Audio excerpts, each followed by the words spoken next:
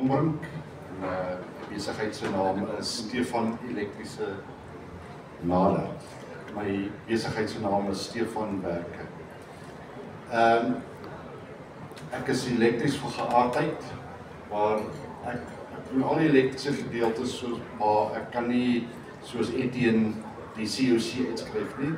My groot werk wat ek doen is solar installasies in die inverters, die programmering daarvan, en wat ek nou in die laaste tyd ook by doen is geboue onderhoud, elektriese onderhoud, die insit van ligte, die ruil van ligte en ekonomiese LED ligte insit.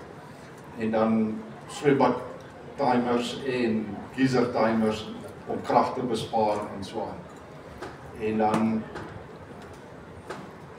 dan verder die programmering van die inverters. So my besigheid Stefan Werke.